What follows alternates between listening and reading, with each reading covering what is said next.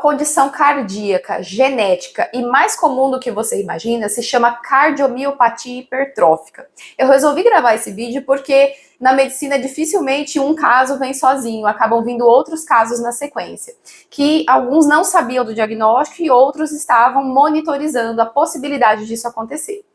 A cardiomiopatia hipertrófica ela é mais comum do que você imagina porque afeta 1 a cada 500 indivíduos. E é uma situação genética que é transmitida de pai para filho. A gente chama de autossômico dominante. Se o seu pai ou a sua mãe tem o gene que pode causar a doença, ele teve 50% de probabilidade de passar essa herança para você. E se você tem também esse gene, metade de risco de passar para os seus descendentes. Essa mutação, ela precisa ser identificada naqueles pacientes que são acometidos, porque a partir daí a gente vai saber exatamente onde procurar. A cardiomiopatia hipertrófica se caracteriza pelo aumento da espessura do músculo do coração, que não tem outra causa explicada. E por que eu digo isso? Porque a situação mais prevalente na prática acaba sendo a hipertensão arterial e também temos visto o uso de esteroides anabolizantes provocando a hipertrofia do coração. Nesse tipo de situação da hipertrófica, não. É o seu próprio metabolismo, a sua célula do músculo cardíaco que fabrica proteínas de uma maneira anormal e que aumenta, então, a espessura e faz todo um desarranjo estrutural da fibra miocárdica. É uma situação genética e não quer dizer que você vai nascer com o coração dessa forma. Nós precisamos fazer um acompanhamento se você tem o histórico na sua família. No próximo vídeo eu vou explicar como isso funciona. Quais os sintomas que alguém com essa doença pode ter? Dor torácica, então uma dor tipo queimação, um aperto, que piora os esforços, que provoca falta de ar, que desmaia no esforço, que tem palpitações. E ainda uma das manifestações trágicas que a gente vê é a morte súbita. Então, uma arritmia maligna que provoca, então, a queda da pessoa, ela perde a consciência. Algumas pessoas, elas têm a sua circulação cardíaca retomada e outras pessoas não resistem e acabam indo a óbito. O diagnóstico da cardiomiopatia hipertrófica, ele se dá em vários passos.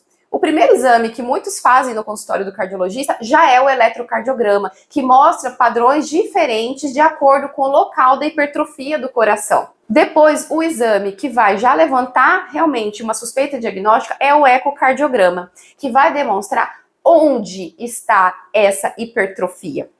Por quê? Essa hipertrofia pode acontecer em diferentes locais do músculo do coração. Tanto que no diagnóstico a gente vai diferenciar em 2 grandes grupos: a cardiomiopatia hipertrófica obstrutiva ou não obstrutiva. Por que a gente divide dessa forma? Porque quando a hipertrofia do coração acontece no septo interventricular, aqui no meio, pode obstruir a passagem de sangue durante o ciclo do coração. Então, vocês imaginam, se é o motor do nosso corpo e tem um obstáculo para o coração ejetar todo o seu sangue, não vai ter sangue para vir para a cabeça. Por isso que muitos acabam tendo tontura, desmaio, porque justamente não teve volume sanguíneo ejetado. Essa é a forma obstrutiva. Então, que a gente identifica isso no ecocardiograma. Podemos levar o paciente na esteira, se for necessário, para avaliar melhor os seus sintomas e ver se essa obstrução acontece no esforço, porque no repouso alguns pacientes não apresentam obstrução. Então, a cardiopatia hipertrófica não obstrutiva pode predominar no septo? Pode. Pode predominar aqui na ponta do coração? Pode. A gente dá um nome até mais específico, cardiomiopatia hipertrófica tipo Yamaguchi, porque foi esse médico japonês que descreveu essa apresentação da hipertrofia apical. Mas pode acontecer uma hipertrofia de outra localização. E, inclusive, a apresentação pode ser diferente em indivíduos da mesma família, como eu fiz diagnóstico recente. A tia tem uma apresentação apical e o sobrinho tem uma apresentação septal. Inclusive, existem estudos que compararam gêmeos que mostraram que tinham alteração genética semelhante, mas manifestaram com hipertrofias em locais diferentes. O diagnóstico no ecocardiograma se caracteriza por essa hipertrofia mais do que 15 milímetros. Existem casos que a hipertrofia é muito grande e que quase realmente o coração não tem espaço para receber o sangue e trabalhar e ejetá-lo. O uso de tecnologias avançadas refina o diagnóstico, como é o caso do strain, que avalia justamente a deformação do músculo cardíaco.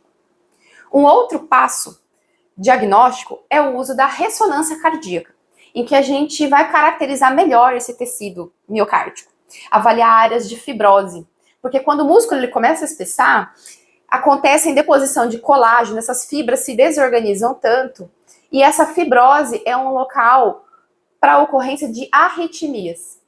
Pensando nas arritmias, a gente tem que definir qual o tipo é, em qual quantidade ela acontece. Porque aí nós atuamos de uma maneira diferenciada lá no tratamento.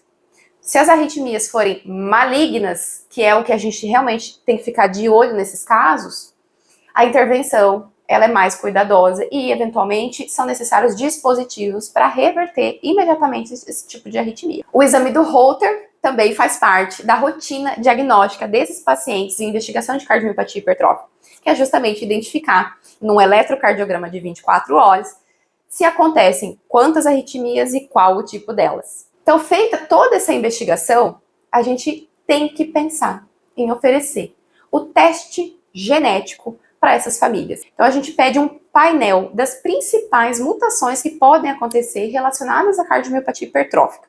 E o ideal é propor esse tipo de exame para aquele paciente primeiro. Então, como eu comentei, da tia e do sobrinho, se não tem ninguém acima da tia, vamos pedir para a tia, que provavelmente a irmã dela, mãe desse sobrinho, não manifestou a doença, mas ela pode ser portadora do gene. O acompanhamento, mesmo que você não tenha o diagnóstico, ele é extremamente necessário.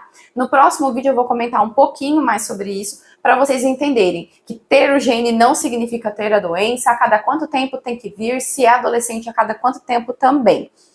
Conta para mim nos comentários se você já ouviu dessa condição, alguns famosos já tiveram ela e precisaram de algum tipo de procedimento em específico, outros levantaram a bandeira para necessidade de diagnóstico e reconhecimento da cardiomiopatia hipertrófica pela população. No próximo vídeo eu vou continuar conversando com vocês mais sobre essa condição.